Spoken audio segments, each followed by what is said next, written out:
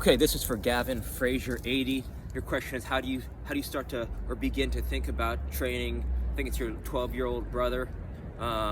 You've kind of alluded to something in your question. You said that some of your drills were falling flat. Well, what your little brother doesn't want you to do drill. He doesn't want you to put him through drills. He wants you to play with him. And paradoxically, the thing that's going to help him most is effortless play between both of you. So it's like, think about it this way: the ways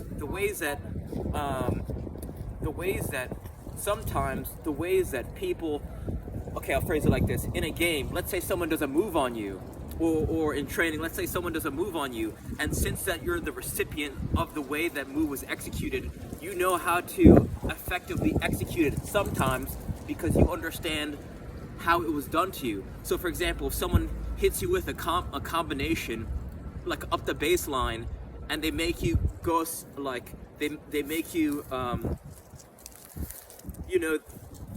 you see how their skill, like let's say they set you up in a certain way, so you could kind of reflect back on how that happened. You say, oh, I saw how that move was effective because it was so effective on me. So now this gives you a deeper understanding of how to execute it against someone else. So basically what I'm saying is, the more that you develop personally your own, if you start doing some skills development drills yourself, then it's going to allow you to just play with your little brother or cousin or whatever, and it's going to teach him by monkey see, monkey do. It's like some of the best hockey development that my dad ever did with me wasn't drills. It was him. He would stick lift me, and I started to learn how to stick lift other players because he would stick lift me. And this is just in our driveway, and it wasn't like he was putting me through drills, right? It was just playing. And the way he lifted my stick, he didn't say lift other kids' sticks. I just learned this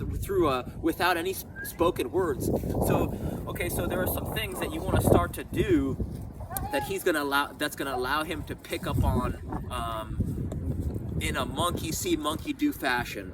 And the first is, if you start to begin to use this kick trainer, I can't recommend these enough because it ties in so many different concepts. These are used by clubs all over the world, AC Milan,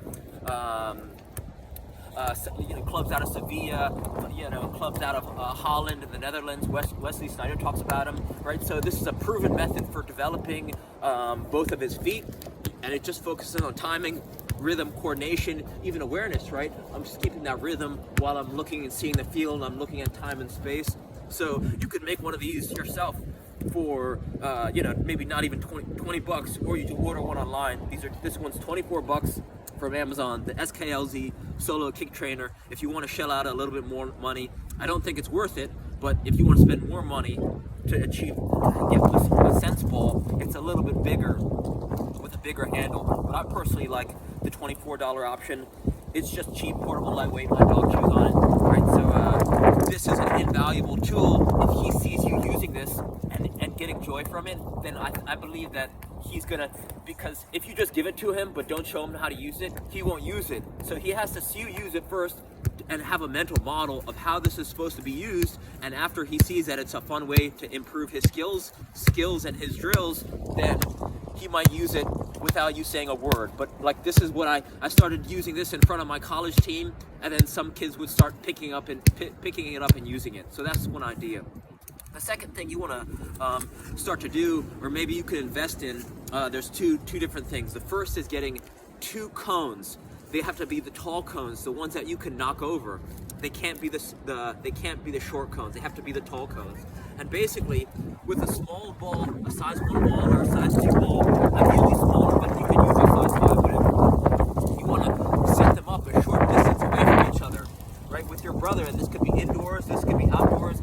Ideally, there's somewhere where it's safe to bang your toes or step on something sharp. And then what you're going to do is you play with him and you try to knock each other's cones over, and that's all the game is. And you want to challenge him enough to where but you don't want to make it too hard. Like, you don't want to destroy him and maybe crush, I don't know, his resilience or how he deals with adversity. But you want to make it fun, right? Because if it's fun, then you'll keep on playing. Ideally, what you want him to ask you is, at every opportunity, can we play 1v1 to cones, right? That's how you know if he's enjoying it. So that's something that I did with a skills and drills trainer. His name's Tom Turnbull. I talk about him a lot out of New Jersey. And we played this game. I've played this game for years. I've played this game, and it helped me grow rapidly. When I was the worst player on my team the following season, I led the team in goals. So that's a fun game, 1v1. And that's something that you could play picnics, barbecues, after he gets done with his homework, after he's done cleaning his room. It's like you want to encourage, character building and him, being a good person. And then you could start have fun with the soccer. It's like become the professional in life and then start to develop the skills, right? So that's the second game, right? So you have skills, kick trainer, ball and a rope. That's going to work on timing, passing, rhythm, balance, coordination, all that stuff. Then this is going to work on, right? Shielding. It's going to work on attacking, 1v1 attacking, 1v1 defending. It's going to help him get his head up, so now he can see the field and develop technical skills. The better that he's going to be at recognizing time and space and making good decisions. Next thing you want to do is sorry. Okay, so the next thing you want to do is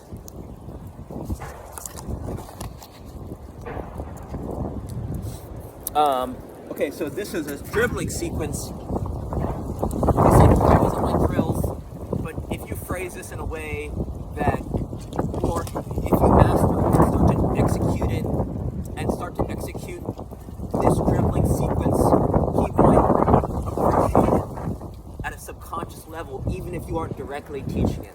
So all this is a dribbling sequence. It goes outside, outside, inside, outside, inside, outside, outside, inside, outside, inside. Right? You want to drill this over and over and over and over, even if he's watching a little bit. Like, if he's in your, God damn it. Even if he, come on.